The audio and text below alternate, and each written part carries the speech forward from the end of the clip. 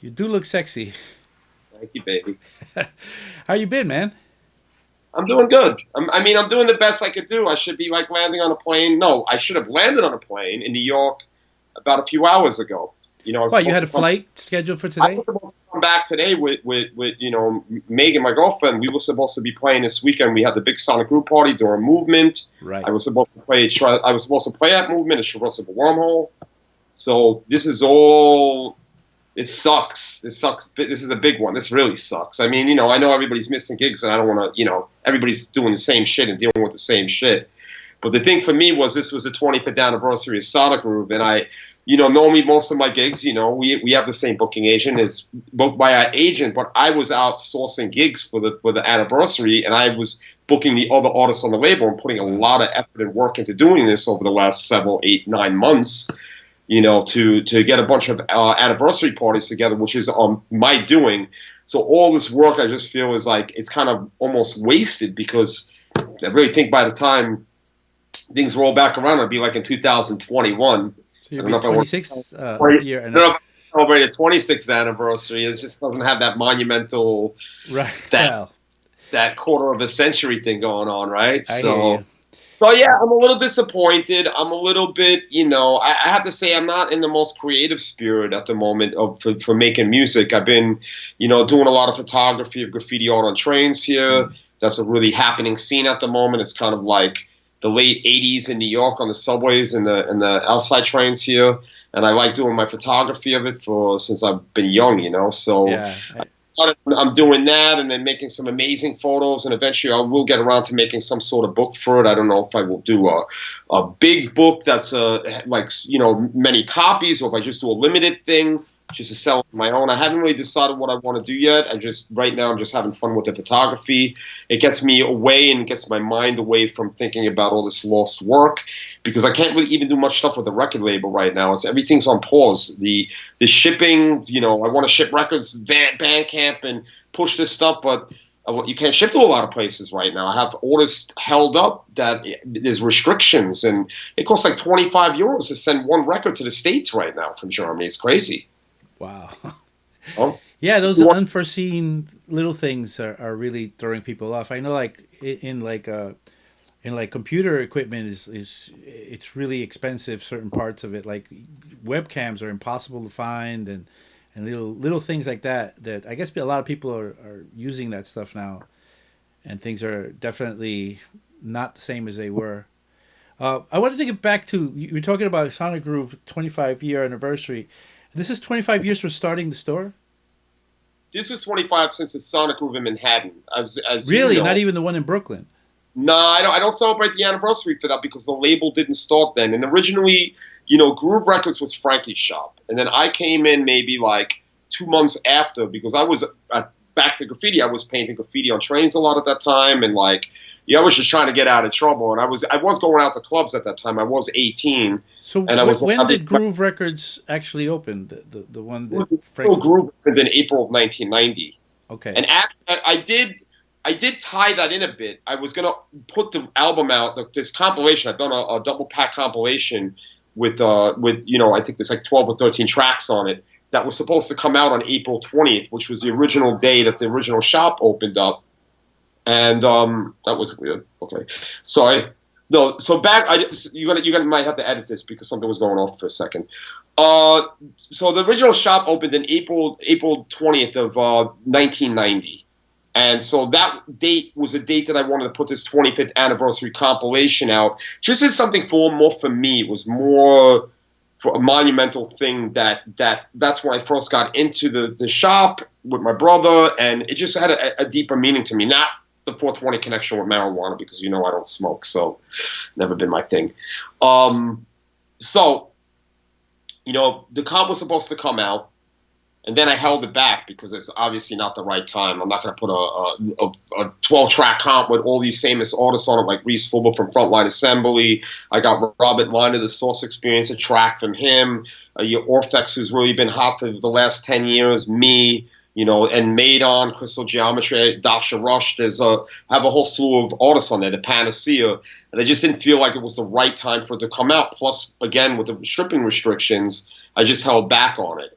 So this is really, I worked really hard on this, and it's crazy because the cover, I had posted something on Instagram a few months back when the Corona thing broke open.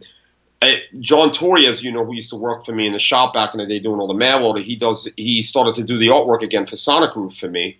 And he came up and was like, "Oh, we should do this idea. It's a lab technician, dude." Because if you might have remembered on the store sign, on the outside shop sign of Sonic Roof back in '95, it said "Future Underground Experiments."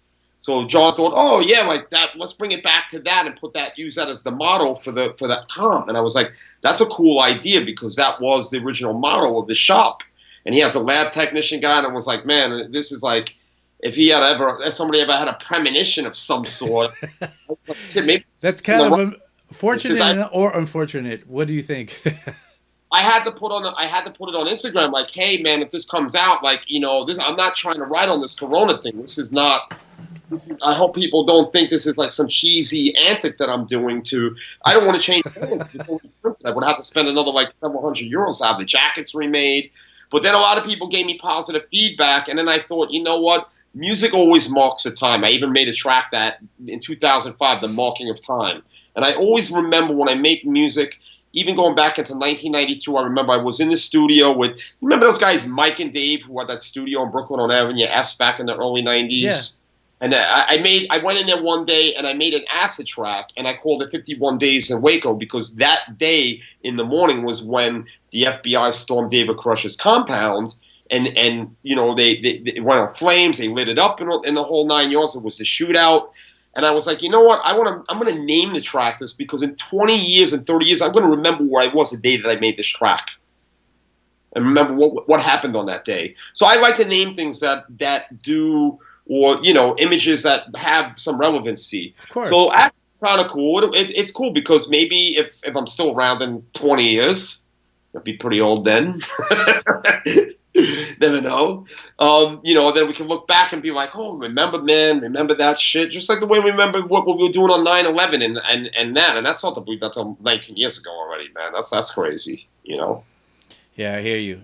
There's a lot of, being in New York during this time has a lot of kind of parallels to the way I felt during 9/11, but it's a little bit beyond New York, right? It's just...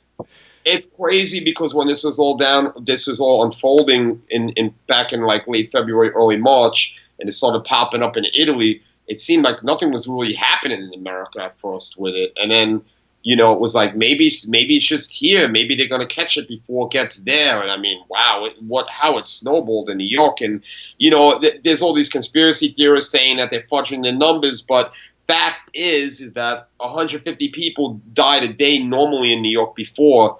And then suddenly there was 700-800 people dead. So, when I have friends my brother was saying that he drove by on Utica Avenue where they had the trucks where the bodies were in, and like that was a big thing because they were having trucks, like U-Haul trucks with bodies in it. And they got called out for that, one of the funeral homes on Utica Avenue in Brooklyn.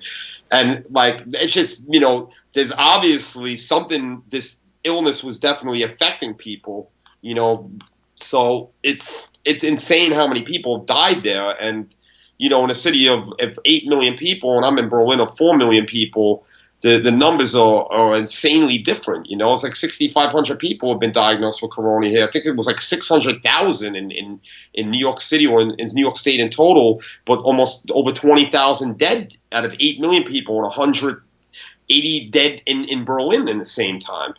So we've had it quite good here. We haven't had like super strict restrictions. We've had the social distancing a bit, since this is broken open. But they haven't, people just actually really respected it here. And I think that's helped keep it down a lot. Americans sometimes, being an American, I know that everybody's feisty and they want to do it their way. And I think that kind of helps spread it a bit, Right. Well, I think some of that stuff is definitely happening, especially right now. People are getting really feisty about it. And some people are just like, disobeying straight up. But, well, what it is, I hope we're getting through this. I mean, we're definitely at the end of this whole kind of wave. We were a bit a month ahead of it. if everybody would have masked up sooner. And all this nonsense like, oh, well, if you wear a mask, you're going to get it anyway because if you touch it, and it was all this pandemonium about it. But the truth is that if you're wearing a mask and I'm wearing a mask and we're on the subway and we're keeping our hands in our pockets and not touching our face, the chances of getting it are way more null. I mean, not null, but it's way more less than if, nobody's wearing masks on the train. Now that everybody's wearing masks, the numbers are dropping a lot. They've dropped a lot. I was actually wearing a mask way before everybody was arguing with people about it because, I'm out on the subway and I was still doing photography and stuff on trains, but there were no one on the trains here, so it was like really dead. It was like a ghost town. I was like one of the few people venturing outside, but I was masking up. Maybe not in the first week or so of it, like when they saw with the restrictions, but then I was like, you know what, I don't want to catch this shit, man. At first I was like, do I believe the hype with this or whatever? But I'm pretty hardcore with that. I got the N95 masks, and I'm not,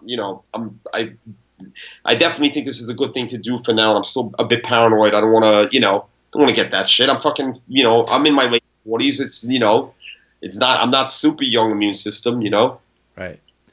And you had all the Lyme disease stuff going on a few years. Well, I mean, the thing is that I've been much healthier over the last few years, and my immune system should be quite good now. I don't really get sick. I don't really get fevers and stuff like that in a long time. So, but I ain't trying to get this shit, because they say yeah, I don't think anybody wants that. I think going away like that. It's leaving lingering effects. I don't want it. I don't want to get it.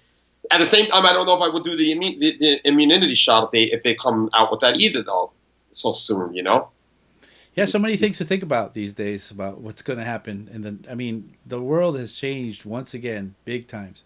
I mean, what somebody said to me when 9/11 happened, the world just changed. And I was like, really? And it really did. But now I think it's changed like tenfold compared to that. Yeah, I mean, well, the thing is that, in 9/11, it did affect the world in a way, but it didn't. It affected New York and America. It affected people coming from Europe or parts of the into the U.S., right? But it didn't. It was. Some people could give fuck all about that. About 9/11. A lot of people didn't like America.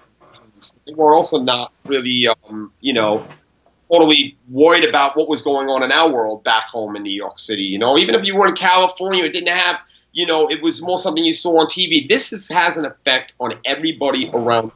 It doesn't matter what country you're in.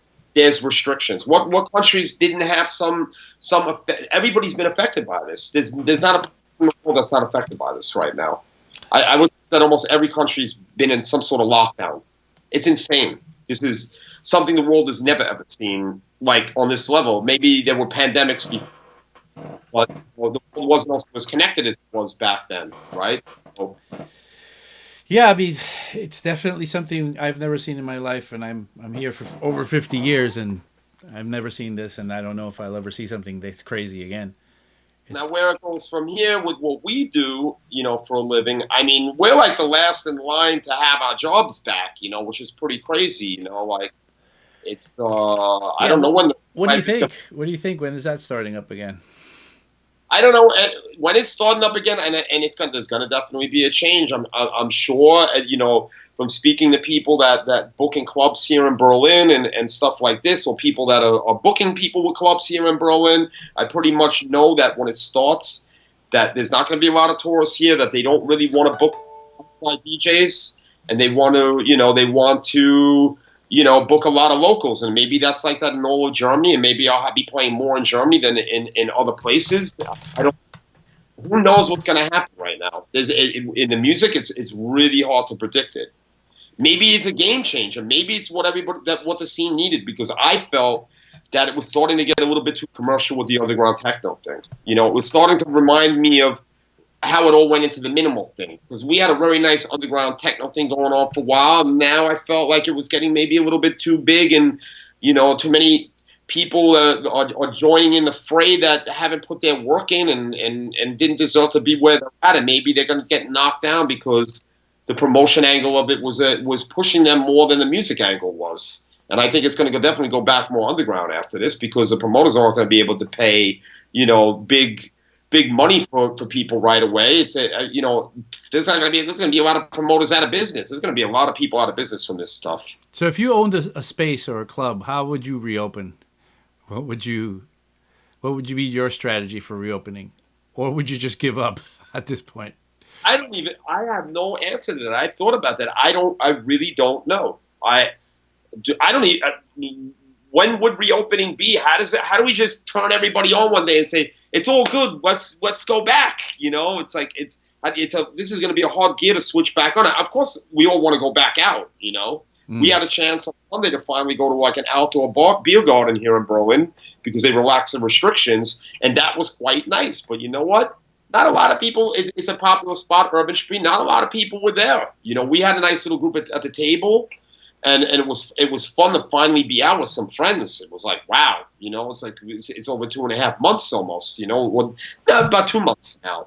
So I don't know, I'm not ready for a large group of people though. It was just a few friends at a table, when we're talking to strangers and everybody knows each other. So if somebody did come down with something, even though there was only like 15 people diagnosed a day now in Berlin with Corona, out of 4 million people, so chances are pretty slim. But at least everybody knows each other. So if somebody got it, you got be like, I was with you the other day, and you can. It's sort of like I was reading this thing that they were talking about. The future is social bubbles, where you have like a group of people and they stay in that bubble, but you don't hang out with other people. I don't know if it'll get that far. I hope not.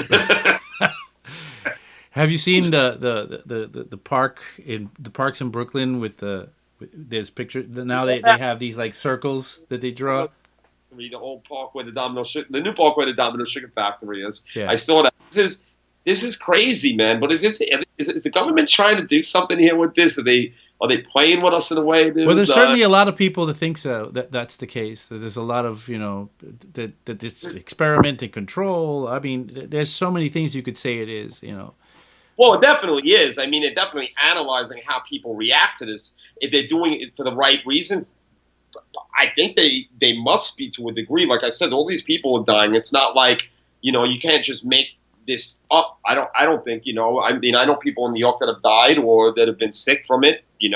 They say it's pretty fucking hardcore. There's other people that probably get it that don't get it. I don't know. It's some guys did a piece on a train here, right? They did this Corona piece on the S-Bahn train with like this kind of bacteria-looking character. And they wrote boomer remover. And I was like... That's pretty hardcore.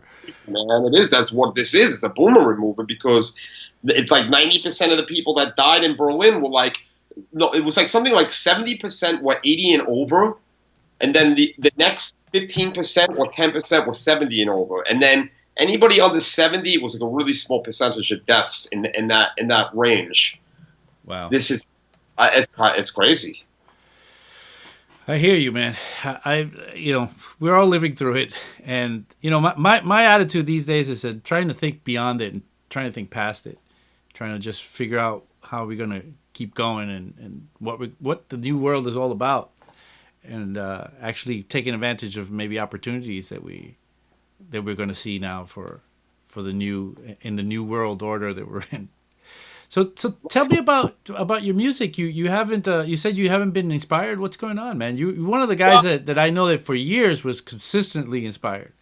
That you would never really stop. You had such a great work ethic when it came to making music. But by the way, to those that don't know, Adam and I used to share a place in Berlin, and so I've seen you at work, and so on. So I that's why I can speak of this. Well, it's like I have been working on stuff. It's not that I'm not working on anything. I've been in my ADM X 7.1 album. It will be the 4th album, but I don't want to release it till next year. And I would say I'm about 60-70% done. I started working on it in January. But while this Corona thing is going on, I've gotten a bit done, but I'm not working every day. I might work just a few hours once a week. It's getting there. But it's like normally when I do like dance stuff, the stuff that I want to play out in clubs, because I make music for me first to play in my sets normally. If I do an album of Adam X stuff, of course there's some tracks in there that maybe stuff that I don't actually play that's a little bit more mental, just, because it's album and I like also to make an album that's fluid. But without I can't test tracks in a club, I get on the spot because I like to make stuff and then go play it in the set and see if it's working with the crowd, seeing what it sounds like on a sound system. I need the inspiration of the audience to play to, and then like, so with that, I haven't really been inspired to really make some like crazy dance stuff right now, but I've been doing my experimental stuff. And it's funny because you know, you think this is the time. Like now it's the pandemic. I've been writing music for pandemics for I've Right. always been apocalyptic. But now that I'm in it, I'm kind of like, okay, well now what? This is not, you know, I already wrote the soundtrack for this now. What? It's not what's stopping me, but I guess I'm just on a pause a little bit, you know, and I just need a little bit more inspiration. And I think going out to parties and playing and DJing has always been my main inspiration. And, you know, I've gotten a lot of requests to do live streams and podcasts, but I'm not into it. My heart's not there. I'm not a bedroom DJ. I don't even have a setup at home to DJ with. You know, I'm like, it's not really of any interest to me. I have to say, you know, I turned Yeah, down. I understand. I totally understand. I've been doing some streaming, but it's mostly around the education stuff that I've been doing, which is fun. And then some stream. I stream just me playing here sometimes, but it's a bit sad, really. At the end, you know, even though I am doing some streaming, I play live in here and just let the camera roll and just make, you know, have it go out to people. But I do feel like it's, you know, it's just it's a bit of a sad meditation. That's all it really is for me at this point, because it's nothing like you can't even begin to reach that the same level as what actually being with people and playing music with people is. So the streaming thing, I get it, man. I know what you're saying. I, Yeah, I just can't do it. You know, I think I stopped DJing like at home probably like in 2003, 4. I could never sit there for like more than 20 minutes mixing records. Like that's what I do when I'm out in the club. When I'm home, I just want to listen to music. I just want to listen to music from the beginning of the track to the end. I'm not interested in like, does this ride with this? I've done that. I just DJing when I have a crowd and I'm in a dark room and it's loud. I mean, you know, my hearing is not so great anymore. So mixing, if it's not loud and I'm not feeling it, I'm just not in it. yeah, You know, it's hard to get inspired in your bedroom. That's for sure. And I you, remember from the times when I don't know. I'm sure you could vibe with this as well. You know, back in the old days, and I think now as well. But in the old days, you had to record a mixtape. You know, in one go. Now people like go on Ableton and make their mixtape and then like, you know, and send it off and say that's my new mix, right? But in the old days, you would have to like set up a cassette player and like get your stuff ready, have breakfast, do if you're gonna do it in the morning, and then hit record and you start, and then it's going, but like 5 minutes in, you're like, no, I can start again. This could be better, and then you start it again. you got 45 minutes in and your train wreck is so bad, you're like, oh my God, I'm trying Forget it. And then you're like, I'm just gonna get lunch, and then like session. 3 days later, you're still trying to do the same thing. It takes a whole week to like try to just get one amazing mix going. Where you go to the club and play it, or at the party or whatever, you just get it right the first time because people are watching. You're so hyper concentrated on what's happening. You're into it in a way that you couldn't be at home. You're at home. There, you're not really thinking about these little kind of vain little details that you are at home, about every little detail. That you're overthinking it really at home, and it's almost impossible to do that. The only way I could actually ever do it at home was like if I had a few friends over, and they were like listening to me DJ, then maybe I could get into it, but never alone. That was really the hardest thing to do for me. Yeah, I was even thinking the same, like, you know, because I think Trezor and some of the clubs you were able to go and, like, I think Trezor did some live stream stuff where you could actually go play there and it had cameras on you during this thing.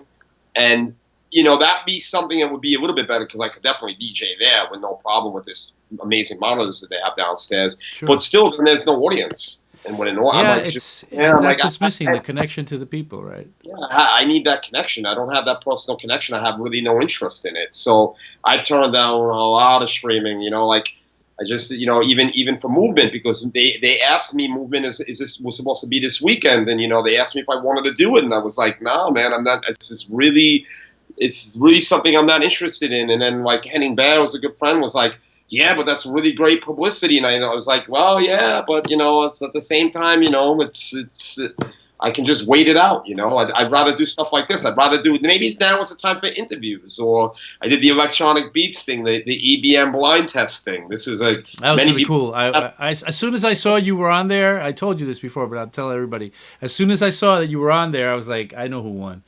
Because I don't know anybody, except for maybe your brother, who knows records better than you do. Yeah, that was a fun episode. I was quite smug in it. You didn't see the parts they edited out. Oh, really? Yeah, let's be wise as Brooklyn style, Yeah, sometimes. But I enjoy this at the moment. I think it's also a good time to talk about with people about what's going on in the world and where the scene's going to be at. Because, like we were saying before, or I was saying to you, there's got to be a change in what was going on, right? That as it was leading up to it, a lot of people that I know in the underground scene who play out quite a bit were not really happy with the way things were going in the scene. It seemed that it started to get more commercial, that people were only booking like more festival DJs. I mean, it seemed like it was the same thing that was happening in the end of the 90s, which killed techno off the first time round for a while, if you remember, before it went into Electro Clash and then the tech house minimal thing became big. But the hard techno scene also kind of died a pretty fast death because of the commercialism of the scene at that time. So maybe this is good. I think in a way, maybe it just erases it and we start fresh again. I totally agree with you. I've since the beginning of this happening, of course, I was, with the pandemic, I was, bummed out about all that and afraid for everybody or whatever, especially my parents and stuff like that. But when it came to like where things are going, I thought it was an amazing time to hit it's like a reset button on things, to like have new things come up, and I think for art, for the purpose of art, there's going to be so much coming up that we have never experienced, that we've never really even thought about could exist. It's an amazing time. I think it's a great time of opportunity. So I'm actually quite psyched when it comes to art and what's going to happen in the music scene. I mean, that I pulled out some years ago from the music scene. A lot of the reason was because of what you're talking about, because I already was sick of the game that you have to play to be in there, and so I'm a bit kind of outside the whole thing anyway, looking in. I mean, I understand it from the inside as well, because I was really deep in the inside part of it, constantly touring, doing all that. But I moved away from that, and where I am right now, I see what's happening, and I'm a little bit hopeful that this is going to mean great things for the future, for music, for sound, for parties, for events, for communication between humans. I don't know. What do you think? I do. I think it's definitely gonna be like, I'm ready to do like some underground parties. I guess get friends together and do it like we did it in 1990, 91. Get the generator out, go in the woods. Because if you think I'm going to sit here all summer and not do anything and not go to have some sort of party to go to, I think they're already allowing, they will allow up to like 50 people. So I just get my friends together. We go in the woods somewhere. I'll go scout locations out. We'll get a generator and we'll get a sound system, and we'll do it like we did back in when we first started doing parties, and keep it small and just that's a fun time for me to DJ. If I'm DJing to my friends, like you said, like if I can go out and just get a group of my friends together, like we used to do, like pretty much when you first met us. Like, I mean, the parties were small back in the day. Some of the ones under the Whitestone Bridge. Or the I remember. Yeah. It's one of the first long conversations I had with you under the Whitestone Bridge.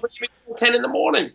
So, I still have it in me. I still have the youth in me. I'm not, I'm still down for that. I'm always the rebel. Right, and we were doing this, and you were doing this before all this, before it all came together as a business more than anything, and you call it commercialism, right? But before it all came together so tight, you were doing it when it was just no money was guaranteed, right? It was just for music at that time. Yeah. What was it about this music that pulled you in so much? That's a good question. I don't know. It was just the right time. Like, I remember I was like, well, I think a lot of it had to do with the graffiti and where I was at that point. I mean, I used to go listen to my brother and Lenny D play in Staten Island. They DJ'd in a club called The Wave back in like 88, 89. And so I used to go to hear them playing. It was when hip house was really popular, and, Todd Terry and all this, this New York sound of house. And I always liked that stuff when, because I would listen to like, Chuck Chill Out and Run a Road on a Saturday night, listening to the hip hop thing. And then Humphreys would come on and play. They always had the dance stuff on after the hip hop shows on the weekends, right? So I was already, I grew up with disco and electro and all that from my brother, from my father and mother. We used to go out disco, roller skating back in the like late 70s. So I've always had an interest in dance music. And then, when I first started hearing like acid house, because my brother used to give me these mixtapes, now I'm becoming a man. I'm like, it's 1989. I'm turning 18.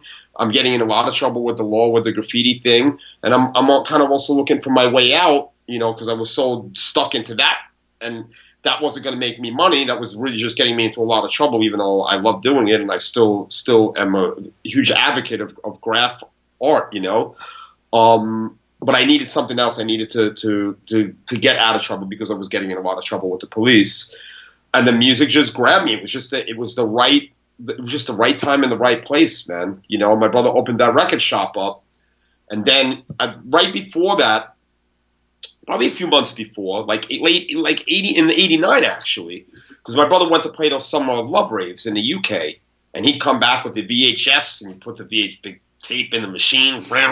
And then all of a sudden, I'm watching my brother DJing to 25,000 people in an aircraft hangar. And at this point, I was already going to clubs in New York, like Mars, and stuff like that in the city. I worked at this club, MK.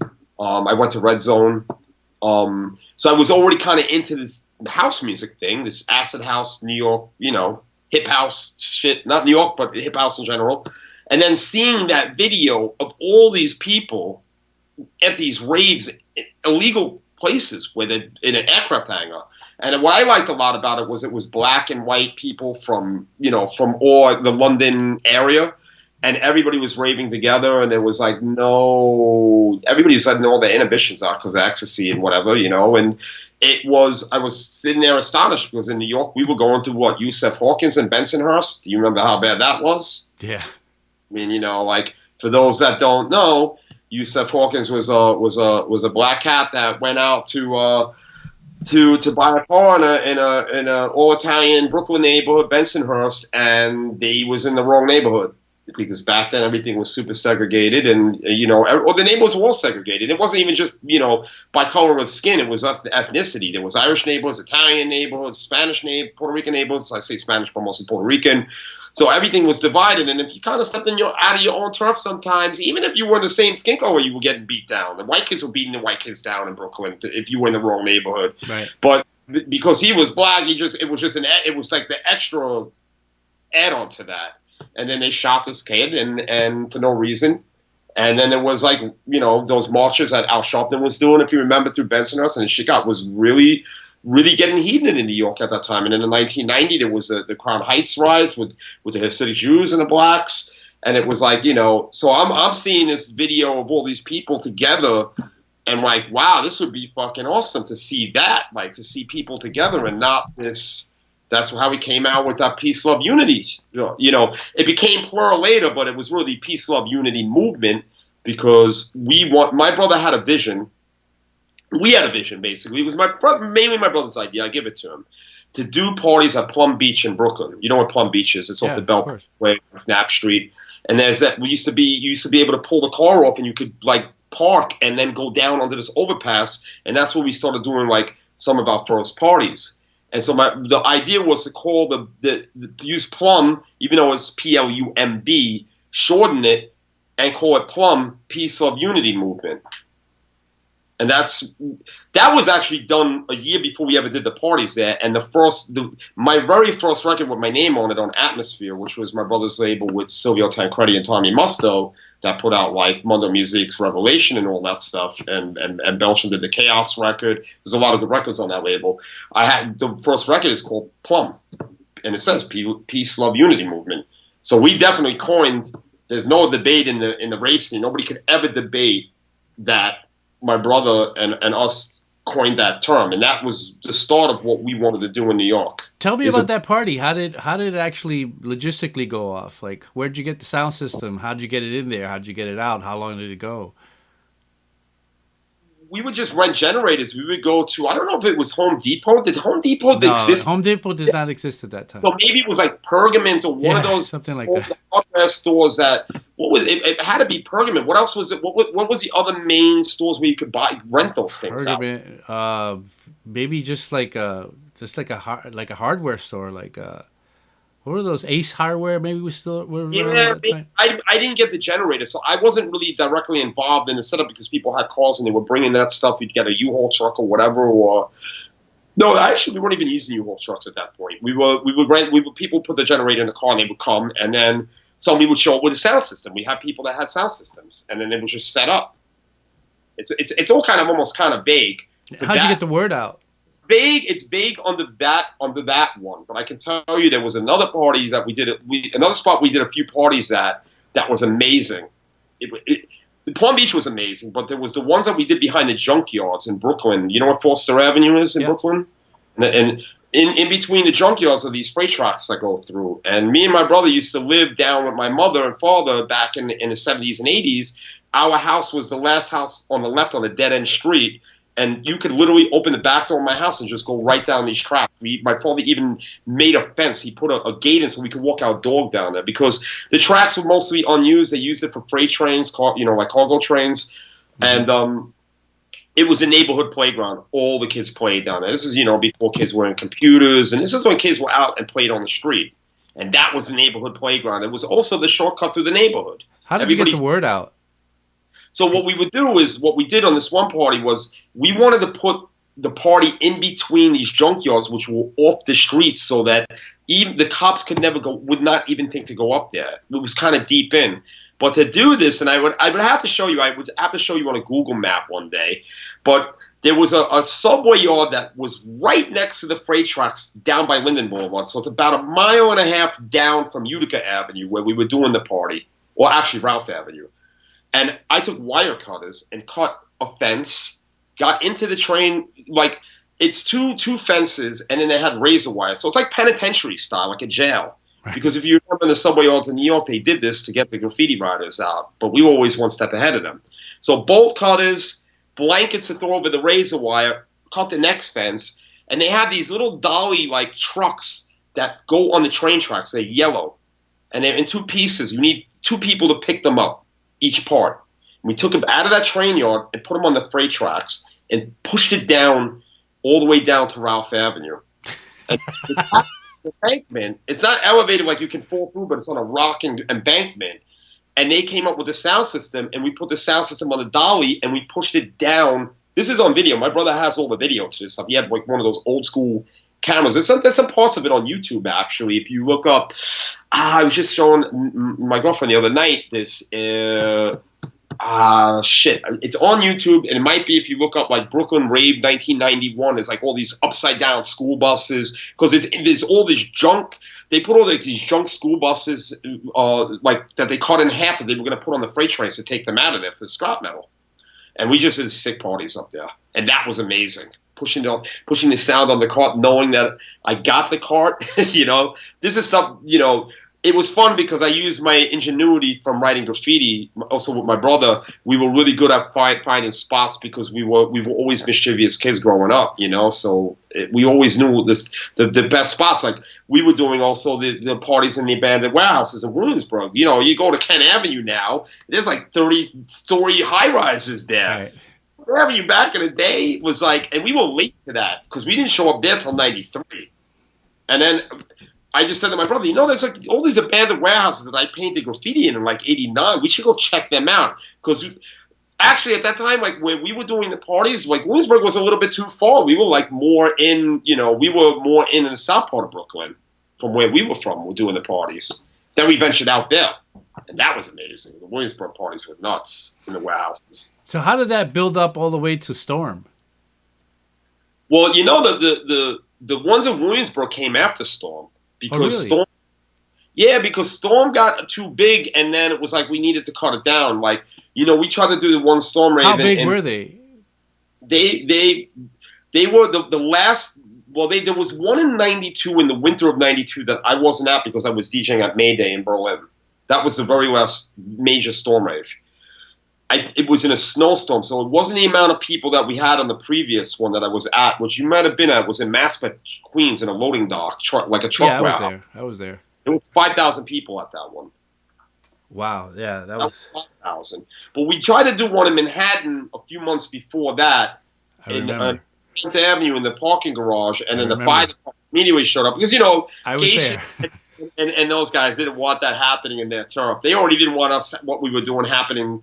Right. That My Way versus Storm Rave. That was we were enemies of the state at that time. So Totally. you know, oh, you know, And then Whitestone Bridge, those were around me. So afterwards. So after we felt like things were getting a little bit too out of control. Like, and it wasn't just that. The social club task force started really getting up on the rave, on the underground raves, because there were other guys. Like, it started to go into like 1993 now. Right.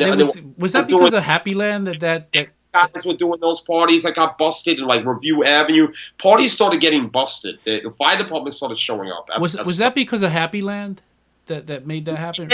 We're always there. In fact, it's true, because for those that don't know, Happy Lands was a social club that was for Honduran immigrants in the South Bronx, and it was a small little club that only had one entrance in, and some guy had a fight with his girlfriend and came back and threw a Molotov cocktail on the door, and 88 people burned up alive, dead.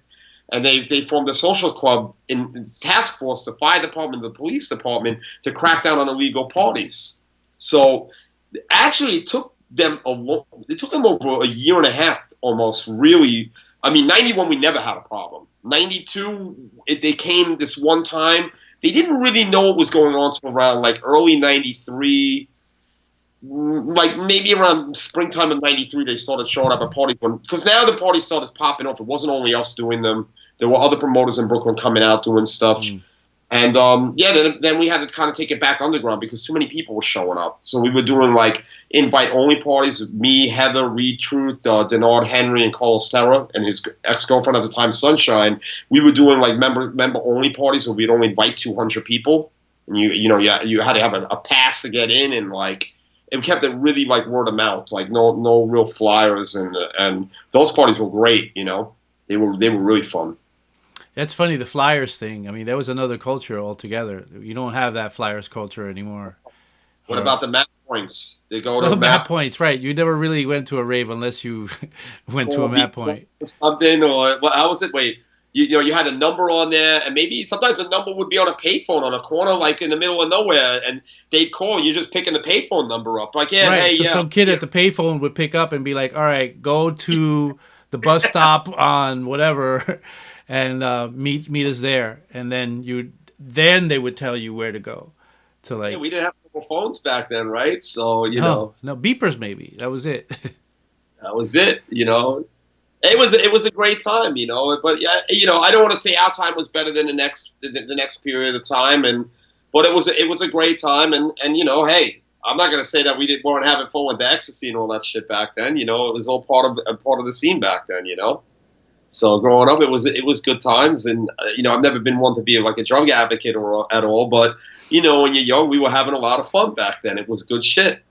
There was good shit around, and yeah, that certainly fueled a bit of the whole mayhem. It you know what it was? It helped bring the peace at the parties, because when you went out to clubs in the late '80s in New York, there were always fights breaking out, the drinking, the whole. I mean, this is why what happened in England happened. The summer of rave, the summer of loves, because the ecstasy calmed down the football hooliganism. Come on, we've seen how many times you've seen kids show up in parties in Brooklyn, totally on ecstasy, and these were people that were not really peaceful kids. And a lot of times the only reason they weren't actually peaceful is because they felt that other people were threatened. They felt like they had to be hard and be like, to show that they weren't going to be fucked with by people. But I think everybody in the end really just wanted to go out and have a good time. But there was this, you had to cut through that. And I think that the ecstasy really, what its original intention for was like almost psychotherapy to make people chill and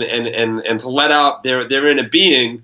Did that for street culture in New York, right. Same I mean, way, even at the moment today, there's a lot of therapy related around MDMA now. And so, do you know one time we got questioned by the police, me and my brother, in the early '90s, and they said to us that when we were doing events that there was no car theft in the neighborhoods in Brooklyn because they were all in the parties. But I could see that when we went to parties, everybody was having a great time. I mean, you've been to Storm Rave, you've been to the parties. We never had fight. You never very rarely saw any fights popping off. Yeah.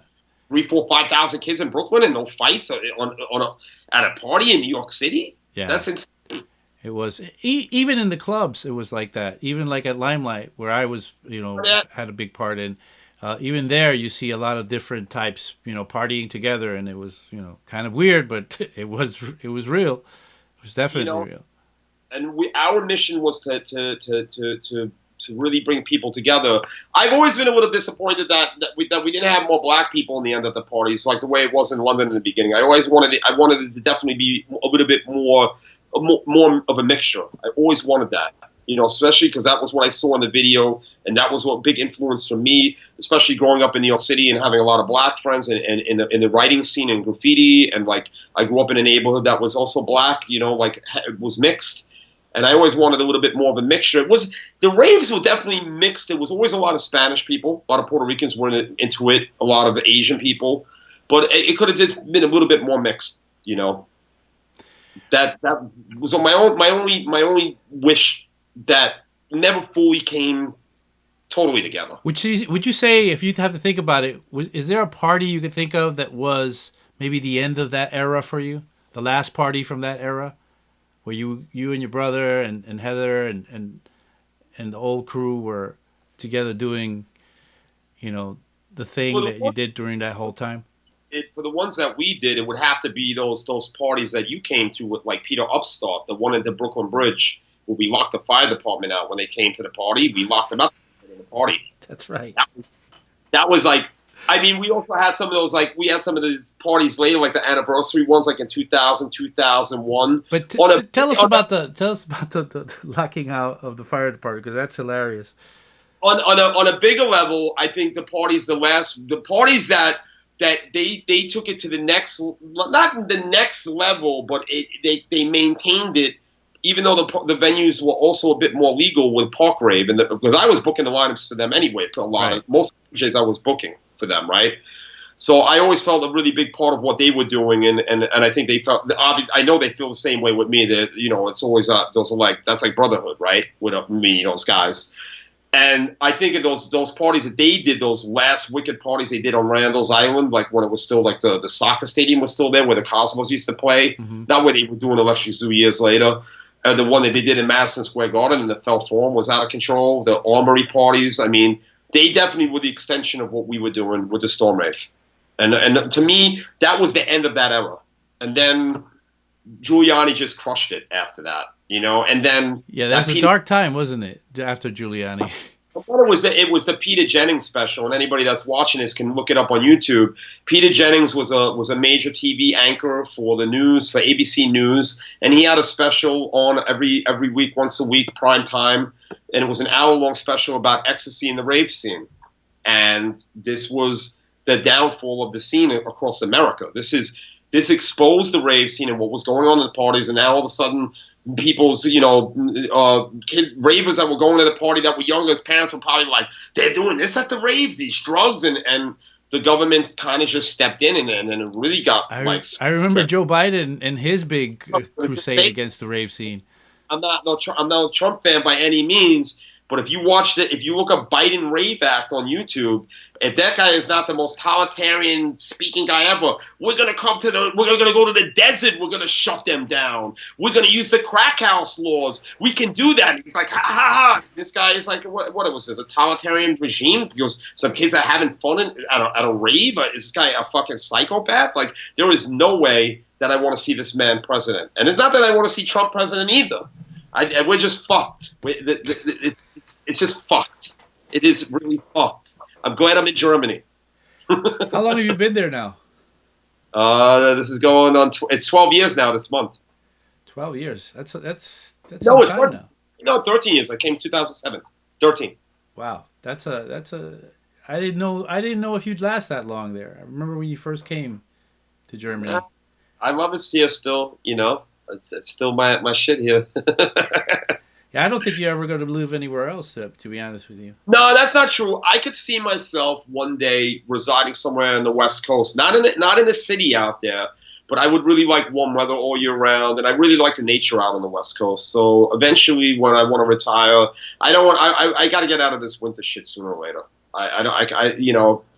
it would be nice to live my last years out somewhere where it's warm all the time and the environment, and I can go and see all this nature. I think, like, you know, I went on a nice mission in the West Coast like several years ago, and like went to Grand Canyon and all through Arizona, and I didn't even do so much like the super West Coast like California. I did a little bit a year ago. I saw like the Big Sur and some stuff, but I didn't have a lot of time to do it.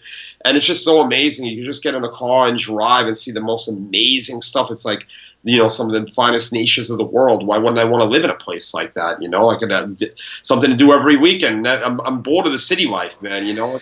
Well, if your crazy dark parties don't get going again, you might be leaving to the West Coast sooner.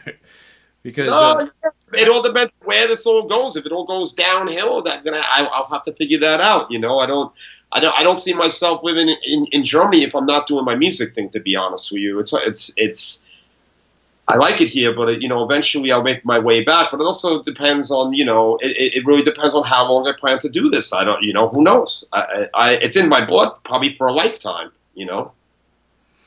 Yeah, I know. I know you can't stop. I mean, I was able to pull out a little bit out of the scene myself, but I don't think you can do it. That's why I think that you'll be there when you're 70. I do. I step out every day for a while. I go do my photography and graffiti, but there's nowhere else in the world where we have a great scene like that at the moment either.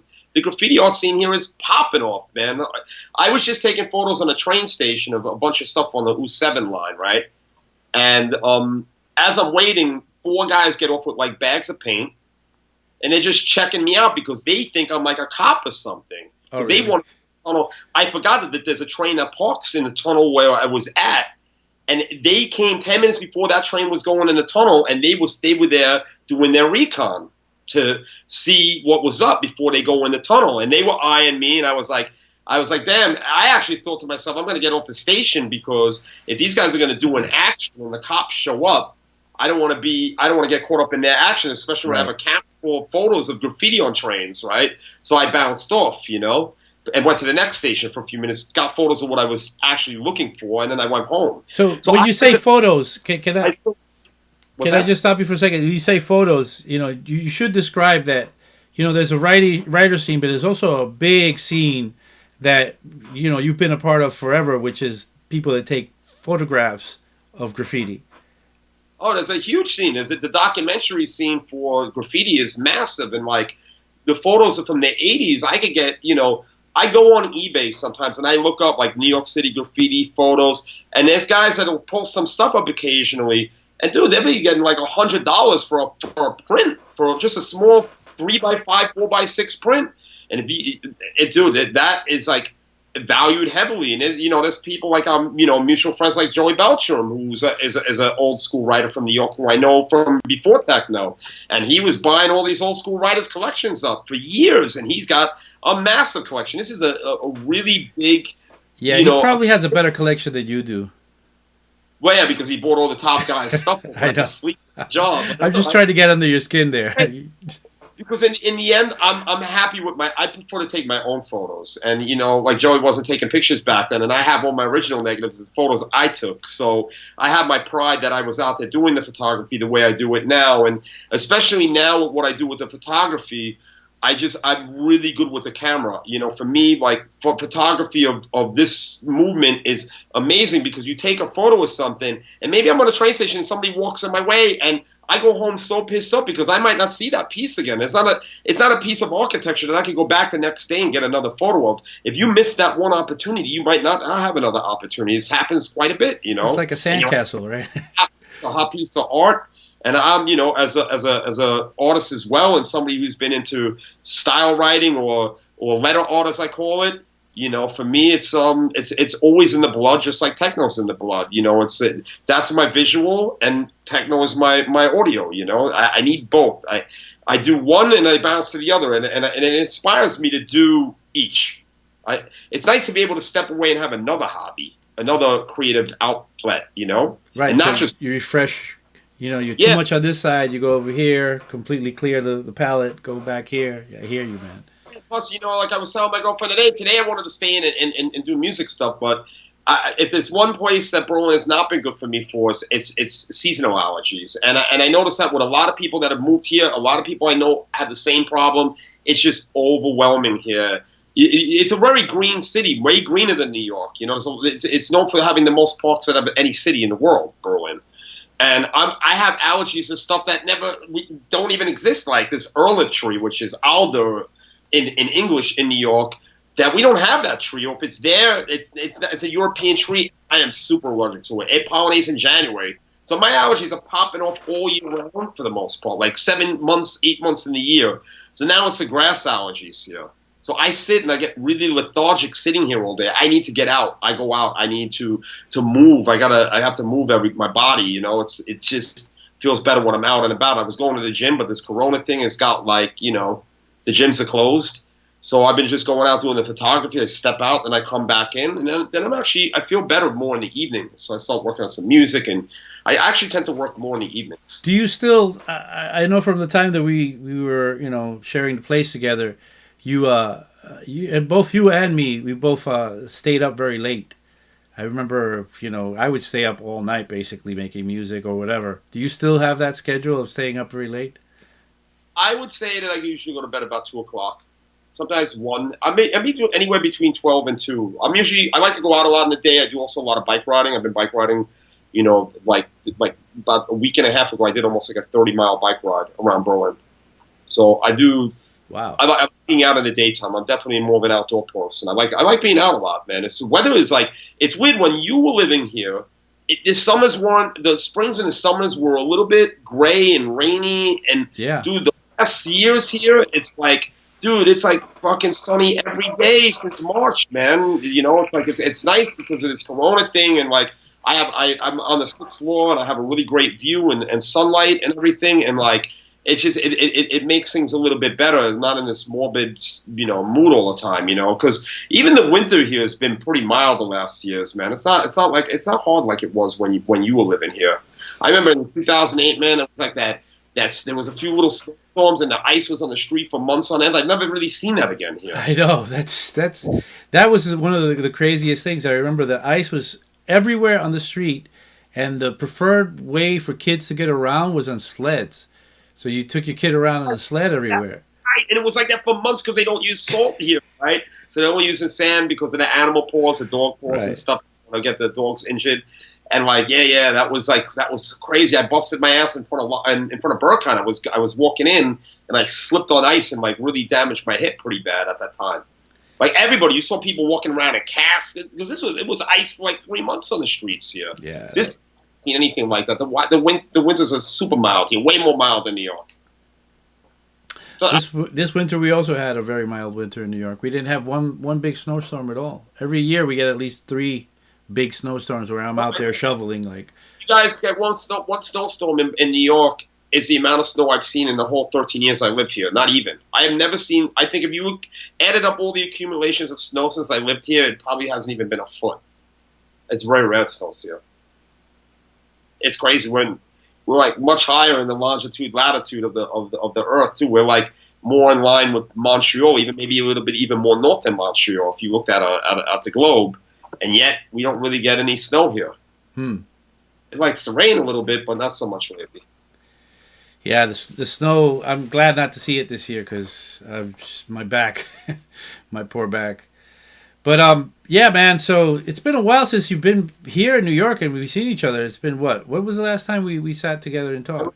December, and I was supposed to be back in March, right? I always come back to see my mother. Yeah, you were going to go with, you were going to take me... Or tell me to bring my kids to see you do a piece somewhere where you were... Yeah, paint something, right. We were talking about doing that. Because my kids are really into graph, and I wanted to, show them what it was to see a real writer do something. Because their dad retired from graph a very long time ago. Maybe in August, man. I was supposed to come back in March for the 2 weeks. I was supposed to be back, like I said earlier when we were first talking here. I was supposed to be flying in this evening. Me and my girlfriend were supposed to come, and I was planning to stay 2 weeks again. So that's twice now, and I don't know. I'm going to wait till the restrictions are done because I don't want to have to get quarantining somewhere. Like, I don't want to be like in New York and they're like, oh, you got to quarantine for 2 weeks because you're coming from Germany. I don't even know how it's not even clear what's going on with all that. You know, if I come back to Germany, then they're going to be like, you got to quarantine here for 2 weeks. I'm not good at staying in. Yeah, my sister went to North Carolina from here, and when she went back to North Carolina, they told her she had to quarantine because she was in New York for 2. Oh. So she couldn't go to work. She had to stay home. How do they do that? They track you by phone or something? No, they just kind of tell you not to, and then people will at the job told her to stay home. They were like, "You can't come here since you were in New York. You can't come here for 2 weeks." So she had to stay back and not go to work. Hey, I want to see my mother and brother. I mean, I talked to them today, and I'm like, it sucks. I wanted to do these gigs. I had a lot of nice gigs lined up back in March. Also, I had like some really cool shows that I wanted to do, and it's just like. So, do you have still any official gigs that haven't been canceled? Well, they rescheduled Movement for September, but I don't know. I don't know where we're going to be out in America at this point. I mean, Michigan got hit really hard with this Corona thing too. I mean, are we ready to have? I mean, it is outdoors, which is a good thing. But right. Outdoors makes more sense than say at the dungeon in the Tresor. That'd be a little harder for me to go to a location like that than. The thing was, I was actually scheduled to play in the underground stage in Detroit, which is actually kind of it's kind of indoors. So I don't know. I don't know where this is all gonna. I don't know where this is all gonna go. It's. I guess it's just taking it one day at a time and seeing. Yeah, I guess people will party with masks for a while. Oh, I don't know. Maybe this thing goes away. I don't know. Look, the way that they were talking about it, 2 months ago, it was like the end of the world was here, and it certainly is very close to that, as close as I've seen it in a way. But it certainly isn't what I thought it was going to be. I thought we'd really be like Mad Max right now, riding on the kind of out there in bike gangs, fighting bike gangs, and beating people away with baseball bats. The toilet paper.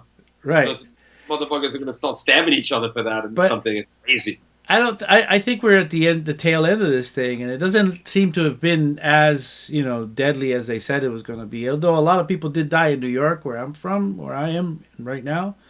It still didn't seem to be as deadly as they were picturing it to be. They were saying they're not going to be ventilators, hospitals are going to be overfilled. The hospitals never really got overfilled, and they're actually going out of business for not being able to have patients because all the elective surgeries were canceled as well. So, right. I heard that I've read something about that. So, things are, I think they're ready to come back together again. I mean, it's tough. I mean, the thing is still out there, but yeah, let's see. I'm hoping for it to be better than we think. But if there's such a strong chance of a resurgence coming back. I mean, people are a bit more prepared. I think this mask thing will definitely. I think in New York it spread on the mass transit. It had to. You're in these trapped subway cars. This it's brutal there, man. That is brutal. We don't get like that in Berlin. We don't have a rush hour that crazy here. No, so it's never been that crazy. Yeah. There's no way you're gonna not get it. So now maybe with the masking up, it's got to get a bit better. It's got to go. People got to keep the masks on for a while. We just got to get it down, and then maybe eventually, a few years down the road, we'll think about this time and go, "Oh my God, remember those days? That was crazy. We never thought we'd get back to normal." I do feel normal somehow is coming back. I was just reading some crazy thing the other day that around the era of Woodstock, there was a worldwide pandemic where 1 million people died, but no one gave it a time. They called it the Hong Kong flu at that time. Right, that's right. It was Hong Kong flu, and no one gave it a time of day.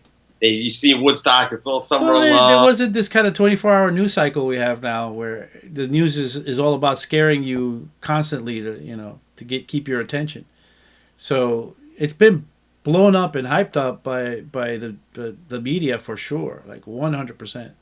So at another time when it was just a newspaper and maybe the 6 o'clock news, and that's it, things would have been a lot less focused on. We'd be just going about our lives.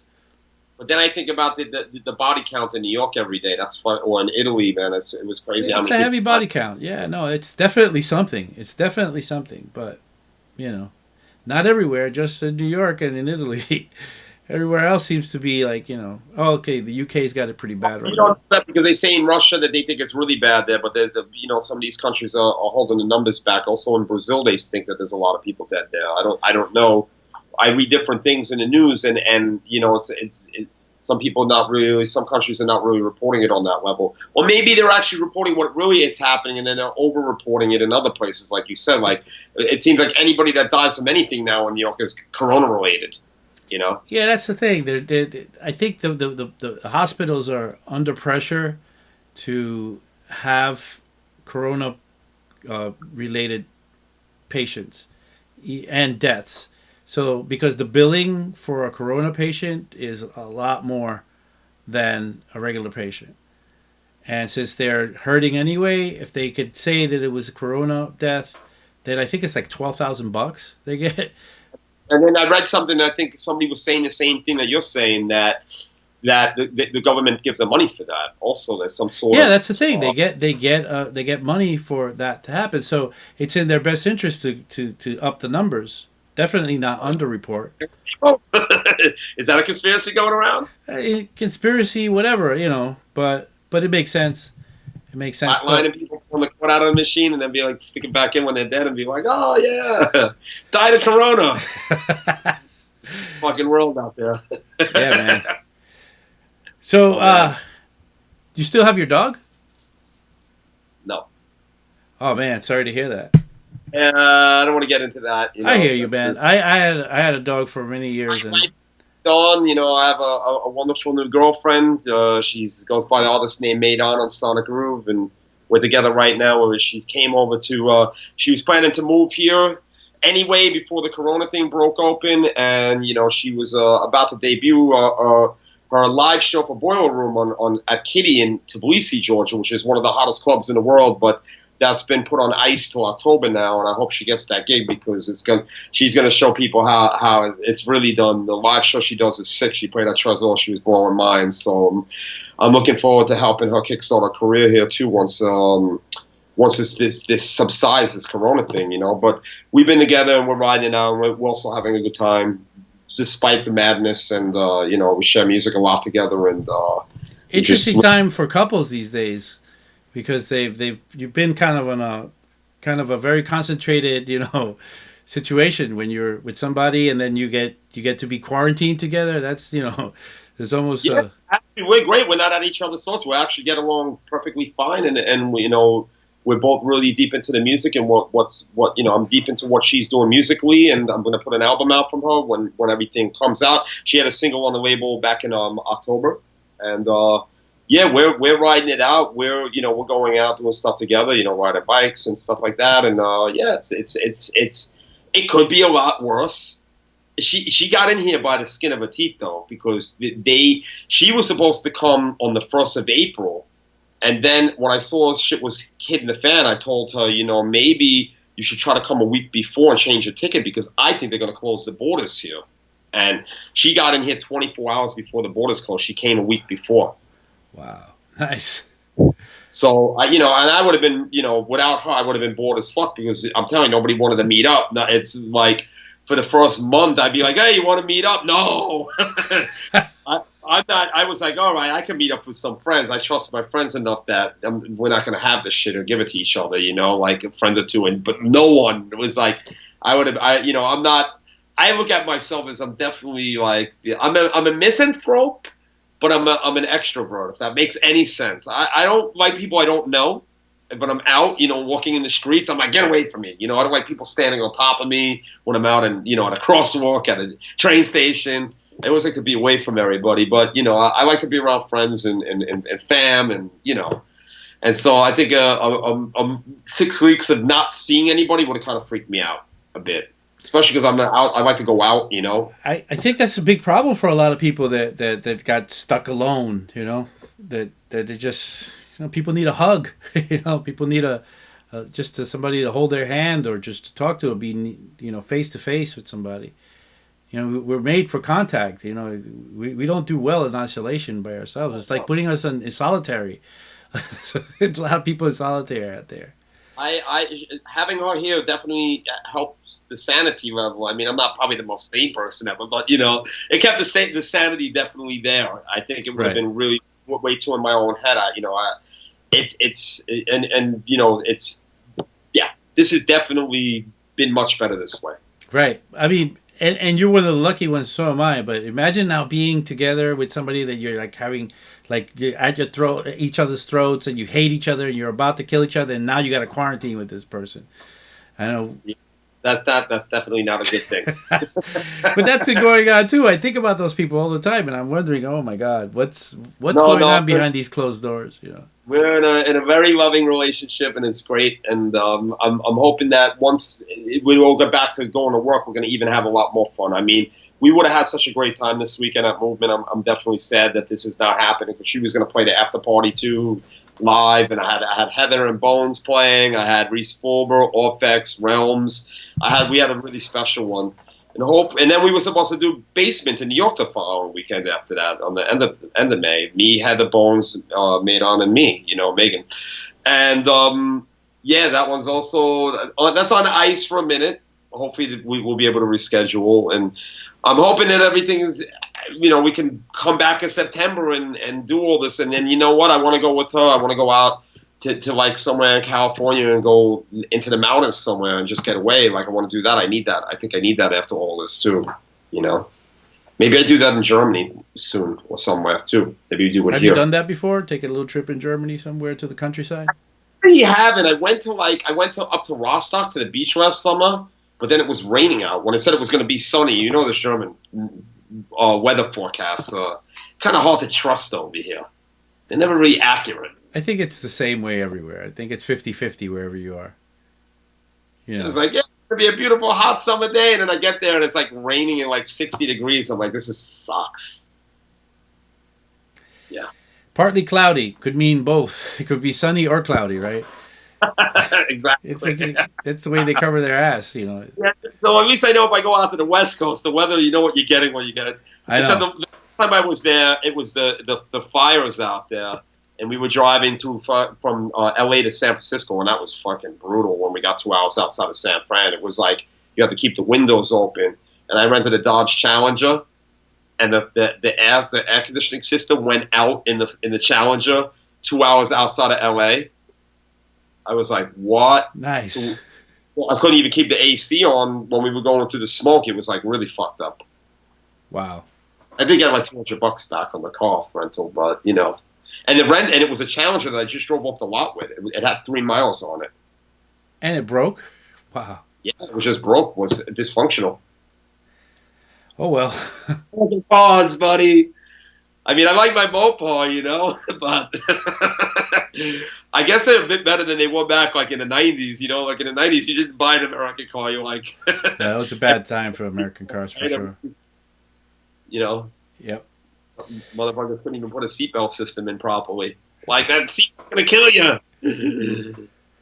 So you don't drive in Germany, do you? No. Yeah, it's weird. I started to do this drive now thing in Berlin a few years ago, but they have this like reciprocity laws between different states here, right? Like you can have a Minnesota driver's license and you're good to go forever here. You don't have to change it in for a German license. Oh, really? But I guess the license, the driver's test in New York must be different and not to their standards here. That they don't, the license ain't valid. They told me after 3 months, if you're living here, you can't use this anymore. And it's like, shit, I don't want to get pulled over. Right. And then, maybe what happens if I get in an accident, somebody gets hurt, and then they realize I'm living here, and then they get sued. You have to be, it's kind of stupid to do that, right? So you got to think ahead. So yes, there's different. But maybe Megan, I think her license is good. I think she checked it out because she's from Maryland, and I think that license would be good here. And I never driven with her, but apparently she likes to speed, so I guess the Autobahn will be good for her. Yeah, it's much harder to get a license in Germany, like a million times harder than in New York. €2,000 to get one, and to be honest with you, I don't really have a real reason to get one. I mean, it's a biking city, Berlin. It's like transportation here is brilliant, and I'm not driving that far that I need to spend all that money to have a car and then look for parking spots. I really don't have a reason to have a car here, other than it would be nice to rent a car to maybe go do some cool stuff. But even the transportation network, the trains are even great to do that stuff with. You could take your bikes on the train, on the regional trains, and go out 3 hours, and then go to the bicycles. Yeah, it's not like in the States where if you don't have a car, you're in certain cities you're nobody really. In New York, you're almost okay without a car, but Berlin, I really don't need a car here. I have no reason to add emissions to the atmosphere here. It's not necessary. New York, though, when I'm in New York, I need a car because, if I'm staying in one side of Brooklyn, when I stay out in Park Slope South or in Sheepshead Bay area, if I want to come see you, you're on the other side of the city. I mean, in the train. You got to drive through Brooklyn, through Manhattan to get back into Queens to come see you. That's I know. 2 hours. It's going to take at least 2 hours to get to see me. 4 minutes, With a car, it'll be a lot less, especially if it's not rush hour. Yeah. Rush hour could be brutal, but still. And New York trains are the worst, man. You never know when they're coming. They just started putting those time clocks in the last several years, right? Right. I don't even know if the system's fully wired for that yet, Maybe they'll fix it now. Maybe they have a time to fix the system now. Well, everything's down somehow. When they're not working when the trains are not running from 1 to 5 a.m. for the first time ever, 108 years of the subway system. Right. To disinfect, clear the homeless people is basically. Yeah. And if they get homeless people now, wait till this economy crashes because the economy hasn't really crashed yet, right? Not yet. So what do you think is going to happen with the economy after this? It's going to be people out of jobs, that unemployed. It hasn't hit in yet. I think there are people that are that lost their job that don't even know they lost their job yet. It's hard to say. It depends. I think every day now makes a big difference. Every hour, every day that we go on like this means we sink a lot deeper. That's why people are getting antsy about restarting economies again because and opening things up because it could get really, really bad. And right now, I think it's a crucial moment I think we should try to get it back going again because talk about people dying. People will die more, I think, from suicide, from bad nutrition, from not having enough to eat, from so many things.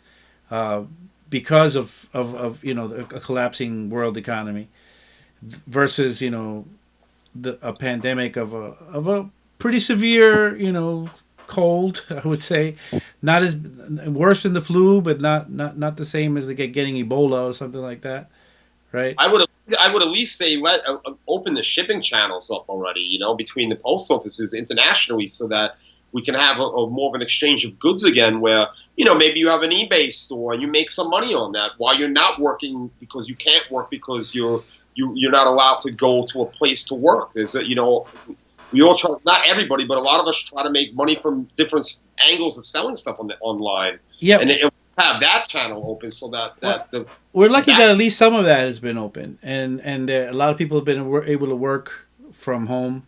That's been a really big help. I know that I have I'm teaching, that's what I do most of the time for work. And my school, we went online and we didn't see any slowdown really. We just moved everything online and we were good. So I think a lot of industries where they could move it and we're lucky that way. So let's see, man. Let's see what happens. But I'm hoping everything gets moving. The faster things get moving, I think the faster we'll be, avoiding the big disaster. But you're right. It's still we could still be battling motorcycle gangs like in Mad Max in about a year or so. That's the time to really worry. Yeah.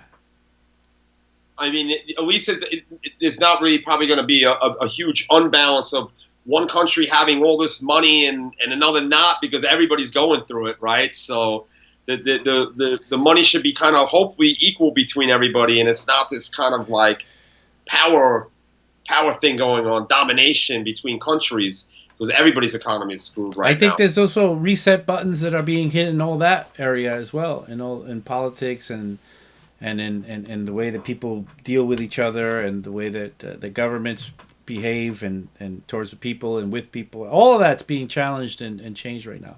It's a very interesting time to live in, man. It's a humongously interesting time to live in. Maybe the most interesting time you'll ever live these days. because as things unfold, this is a gigantic story to tell. I mean, I hope you're keeping a journal or a diary about what's happening. Our grandparents went through world wars, like World War II and stuff like this, and this is what's happening in our generation. This is one for us to remember. And you know what? This is probably way better than having to have bombs dropped in your house. Or landing on D-Day, on a beach somewhere, or any of that stuff for sure. But this hasn't played out yet, so let's see. Let's see if it's just a baby thing or if it's really a big deal. But anyway, yeah, man, we've been on for over an hour now, so it's been a nice conversation. It's been a while, man. We haven't talked. We keep on saying we're going to call each other, but we never call each other. We're gonna have to catch up in the flesh when we see each other. Yeah, of course. But then you come to New York and you don't even call me and tell me you're here. I have to find out when you're about to leave. Maria has to tell me that you're here or something like that. I can't wait to come back, man. I don't know when it's going to be, man. Like I said, when these restrictions are over, I hopefully maybe in the end of June, man. Maybe or July, I come back for a week. I really need to come back, and then hopefully, I want to come back for a month between like the end of August into September. We'll have to see. If the movement thing happens, I'm definitely going to do that. Movement is rescheduled for when? It's September 12th. It's not on the Labor Day weekend because they already do a big festival. I think a jazz music thing. Right. So these guys really had to take a weekend where it's not even a holiday weekend to do it.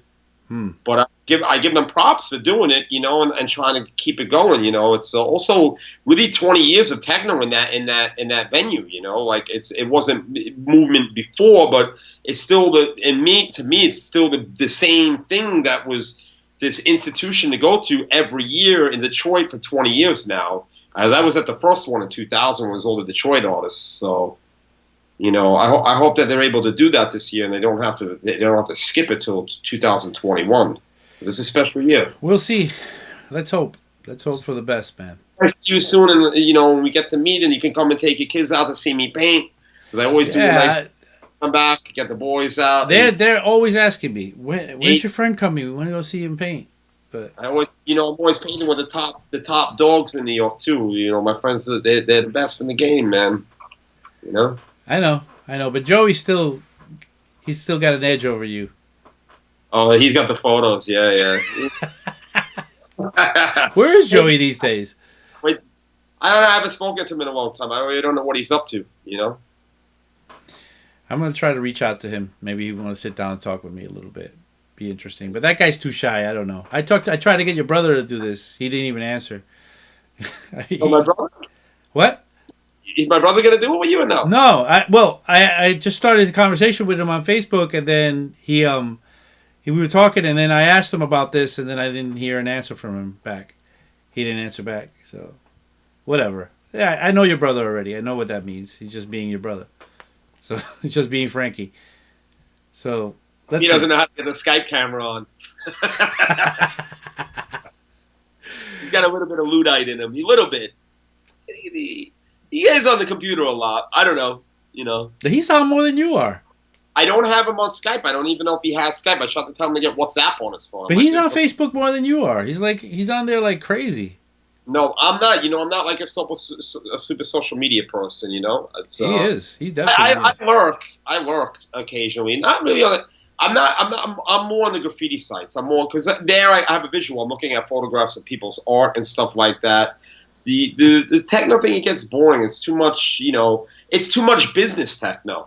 It's too much. Everybody. It's about business. I like the graffiti culture. For me, is not about money. I don't make money from it. It's something I just do from here. And the people on the line, the people that I follow online that are artists are similar minded. I mean, I have friends that do make money doing it, but it's not like it's not like adverts. It's just seeing artwork, and I like that. So I kind of stay more in that lane on social media. The techno talk and the people with the look at me, I'm over here thing. It gets to be a bit much sometimes. I can't. Yeah, there's a lot of self-absorbed people that gravitate towards these positions of DJs and producers. So I get it. I mean, and I don't need to use Instagram and Facebook for techno to find out about what's going on musically because I go on Juno. I'm really I'm checking the music all the time. I'm really up on music, so I don't need to even see people telling me that they have a new album out because I'm going to catch it anyway on Juno, you know? So the less advertising for me is the better for me, I guess, in a sense. When I'm on social media, but not that I don't go on, but I tend to sway more to the art side of stuff, you know. I hear you. I'm rarely on the social media stuff. I mean, I do some streaming sometimes, but I'm not like writing posts. I don't even, I have a Twitter account, but I think I've done like 10 tweets in like 10 years. And I think at Facebook, I mean, I go on there, but I rarely, you know, write anything, a post. I see people posting 5-10 times a day. I maybe post once a month, maybe, if I have something to like talk about. Yeah, I don't, you know, and then, you know, you're on there and it's like, I don't know, I feel like when you're posting stuff, it's, you have to be careful on how you use your words because you don't want to have people misread you. And maybe I'm not the most articulate with my words when I'm writing. Like I'm better when I'm spoken, when I'm sitting down with somebody, I can express myself very well and what's on my mind. But when I'm on social media, I have kind of issues with that. I mean, yeah, I don't feel it's a platform for me to speak with people and like this tough. is easy. This is supernatural to talk to you. And even with the camera on me, I'm good with that. Yeah, But no, when that's totally. I mean, the reason I wanted to do these sit down conversations is exactly for that reason, so that we can have a long form sort of way of like just talking about things, so that nothing gets taken out of context when you just write a few sentences. You could interpret that in like 17 different ways, and you know, then canceled because of something somebody thought you said, or because yeah, exactly. you know, this idea of canceling, like, whoa, what, really? You know, I've seen so many people just get canceled for the smallest things now, and there's these kind of like these gangs, these social media gangs now, that kind of band together and like come after you, and it's really nuts out there. I watch, you know, on social media, American sometimes. Even in the graffiti forums, I see some stuff sometimes where people are getting at it with each other, and I'm like, and you know, I get tempted, and I'm like, I want to go in and I want to say something, and then I'm like, nah. Writing and then you just erase it because you know even on the techno pages I'm like maybe I should say this and then I'm like in the end when I if 2 minutes go by and I completely forgot about the post and it's meaningless and then I just avoid the drama of having to start debating with people. Yeah, there's no reason for it, and there are certain people that all they want to do is get a rise out of you, right? Right, and you don't know even who you're debating with, and it's like, are they just getting a rise out of you? What am I getting out of this? What am I getting arguing with somebody I don't even know? You know, maybe they're just trying to get a rise. What do I need to prove a point? If you don't like what I say, I don't know you anyway. That's your problem. Like, I don't need to prove something to you if I don't know you. You know, it's not my. I don't know you. Who cares? If that's what you think. But a lot of my friends and your friends, and we know some nameless people now that are totally immersed in that and like completely like, you know, their lives have been taken over by that. Yeah. I don't get it, but okay. And it's stress and they feed into it and then it's like, you know, they're like, oh, that person's trolling me. Well, you set yourself up for it. I don't feed into that. I just delete the comments if something's on my page that I don't like. I don't have time for that shit, you know? If you come at me sideways, that you're not getting time of day from me. That doesn't faze me. I don't let that shit bother me, you know? Yeah. That's where I am too. You know, I don't have time for that. Roll for that shit to be arguing with people over nonsense. You know. Yeah, I got too much to do during the day to like to be worried about that. Yeah, busy lifestyle, man. Really busy. I don't need to argue with people's opinions because everybody's entitled to have their own opinions, right? So that's it. Yeah, and opinions are fine. You know, like when did it come to a point where opinions now are a reason to like hate somebody and get like completely bent out of shape about it? I remember having conversations like, you know, in the 90s with people or in the 80s or even 10, 15 years ago with people about something that we were completely opposed to. And we were like, oh, really? You feel like that? Wow. Okay. Why? Really? Oh, okay. But you never were like, whoa, this person, I will never talk to them again. Who are your friends so I could cancel them too? And, you know, let's, you know, what the hell? Like, no more discourse is allowed. Everything is like so polarized. I'm old school. I like human interaction between people. You know, I like sitting at a table and discussing politics or whatever over a beer with people that might not have the same opinion as me. And 9 out of 10 times we both walk out and it's like, yo, it's good. You know, and they understand my position and I understand their position, and that's that, you know. And on the internet, it's not like that, because you might even be trying to talk to a friend on the internet. Maybe I'm in a post that you put something political up, and I'm like saying something, and then you just get hammered by all these other people, and you start arguing with people. I don't even know you, and I'm trying to talk to you, but somebody that you don't even know is maybe siding with you, but is now like, he's an asshole, and you know you're an asshole, and they got to start using, you know, they got to start dissing you and shit, and it's like, I don't have time for that, you know, no matter what the subject is about. No. I'm glad that you feel that way. Not everybody is like that. What's that? Say again? No, I'll always be the helpful person online if I see a thread or something and somebody's trying to figure out something historical. I'll come in our comment and be like, hey, you know, it was like this and that. I try to keep it cool and just stay out of any kind of drama that starts to unfold. The minute I see drama, I just keep it moving, shut it off. No time for it. Yep. And with that, let's shut this conversation off. It's late. I mean, how late is it right now for you? What time is it? It's 2 o'clock in the morning. It's fine. Man, that's I'm thank you very much for like staying up and, you know, and doing this, because we've been trying to set up a time for this, and you know, I'm waking up at 9, a little bit later. I usually get up at 7:38. I'm good. All right, well, all right, man, get some sleep, right. Make some music, get some dinner on the table now, buddy. Yeah, you know? That's what I had to do.